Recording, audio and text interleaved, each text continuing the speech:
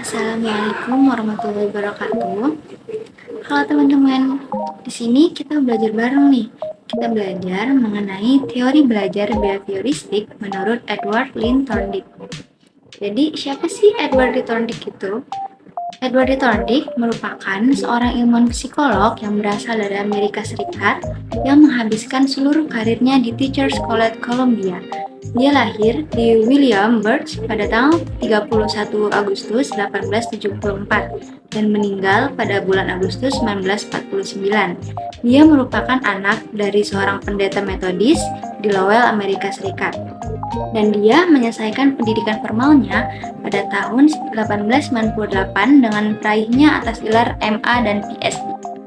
Salah satu teori belajar yang paling terkenal itu adalah teori koneksionisme. Teori koneksionisme ini termasuk ke dalam kategori belajar behavioristik. Kata koneksionisme ini hadir karena Thorndike berpendapat bahwa yang menjadi dasar belajar itu adalah asosiasi atau perkumpulan panca indera dan impuls untuk melakukan tindakan. Asosiasi ini disebut juga dengan koneksi atau bond psikolog. Hal itu juga menjadikan lebih kuat atau lebih lemahnya dalam pembentukan pembelajaran dan hilangnya kebiasaan-kebiasaan.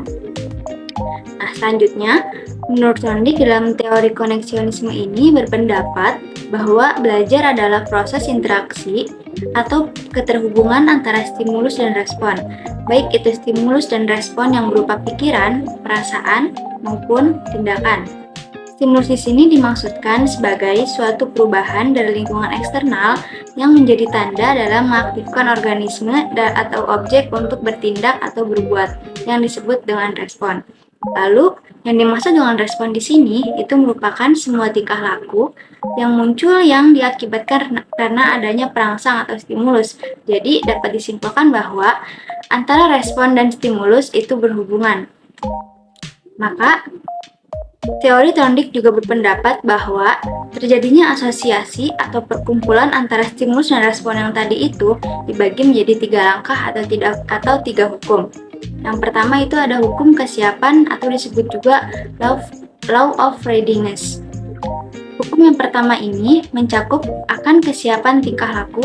Semakin siap seseorang dalam menerima perubahan, maka semakin cepat pula dia bisa beradaptasi dengan lingkungannya.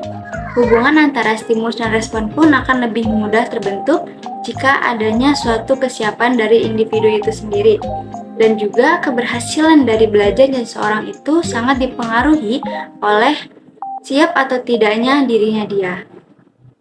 Lalu yang kedua, ada hukum latihan atau disebut law of exchange, yaitu mengenai suatu proses yang dilakukan berulang yang menjadi sebab lebih pahamnya seseorang.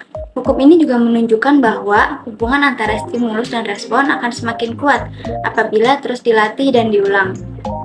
Hukum latihan ini disebut dengan hukum penggunaan.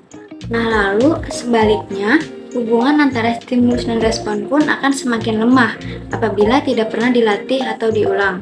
Hukum ini disebut dengan hukum ketidakgunaan. Lalu yang ketiga itu ada hukum akibat atau law of effect, yaitu mengenai hasil yang diterima seseorang setelah terhubungnya stimulus dan respon. Kuat atau lemahnya hubungan stimulus dan respon itu dipengaruhi seperti apa akibat yang ditimbulkan. Misalnya, apabila respon yang diberikan itu mendatangkan akibat yang baik, maka itu akan menjadi stimulus atau sebab untuk terus diulangnya respon tersebut. Dan sebaliknya, apabila respon yang diberikan itu mendatangkan akibat buruk, maka itu pun akan menjadi alasan seseorang untuk menghentikan respon tersebut.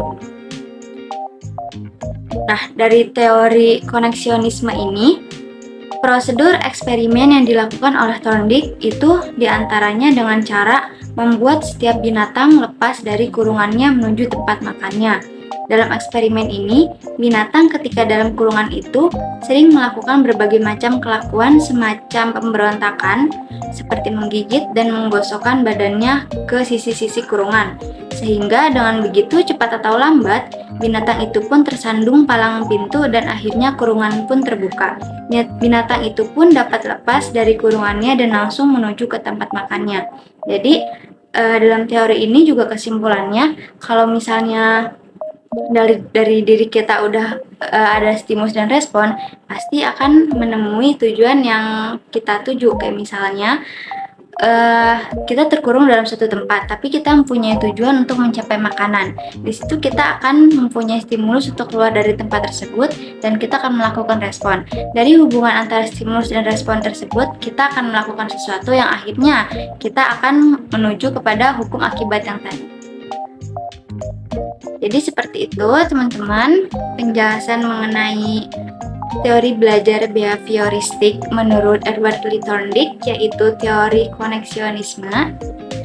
Mungkin cukup sekian kita belajarnya. Terima kasih teman-teman. Assalamualaikum warahmatullahi wabarakatuh.